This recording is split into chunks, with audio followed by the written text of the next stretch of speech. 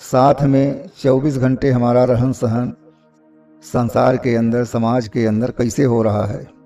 तो जो अच्छे व्यक्ति हैं, जब उनके संगत में हम रहते हैं तो अच्छी अच्छी बातें सुनने को मिलती हैं।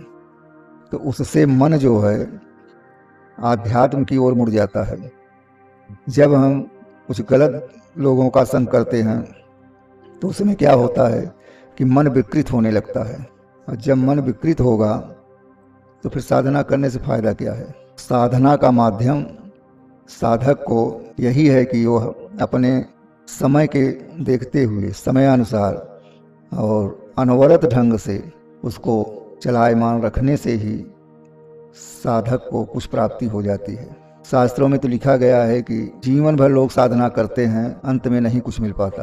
तो कुछ भाग्य का भी बात है उसमें, क्योंकि पूर्व जन्म के किए हुए कर्मों का फल जब हम पूर्ण रूप से भोग लेते हैं, तब जो समय बचता है उसमें जब हम साधना करते हैं, तब उस साधना से हमें शक्ति प्रदान होती है, उस साधना का लाभ मिलता है। तो साधक को साधना में बैठने के पहले स्वयं को अच्छे ढंग से और स्वयं को अच्छे संतों के संग में रह करके ही करना चाहिए। भक्ति कहने, सुनने, देखने में तो सरल है, लेकिन करने में बहुत कठिन है।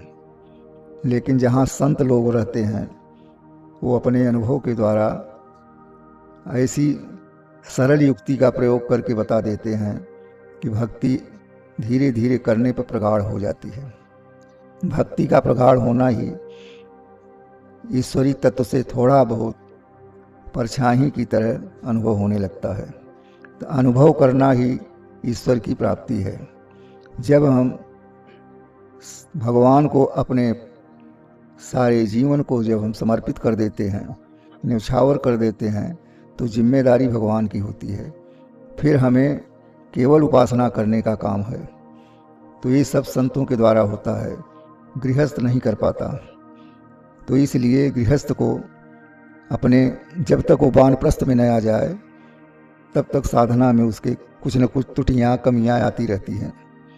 तो इसलिए गृहस्थ को जब पूर्ण कर ले, जैसे एक छात्र है जब वो प्राइमरी पढ़ता है, कॉलेज से पढ़ता है, यूनिवर्सिटी में जाके पढ़ता है, तो धीरे धीरे अपने आप उच्च तक जो है पहुंच जाता है। उसी प्रकार से सनई सनई पहले गृहस्थ को मजबूत करिए, अपने उस कर्म को पूर्ण करके तब जो है इस मार्ग को अपनाना चाहिए। क्योंकि जिसके द्वारा हम आए हैं उसको भी पूर्ण करना है। अब किस लिए आए हैं उसे भी पूर्ण करना है। तो इसके लिए दोनों पूर्णता बराबर है और ज़रूरी भी है, इसलिए उसे पूर्ण करना चाहिए। तभी साधक की साधना पूर्ण मानी जाती है। इन्हीं शब्दों के साथ विराम। श्रीमन नारायण।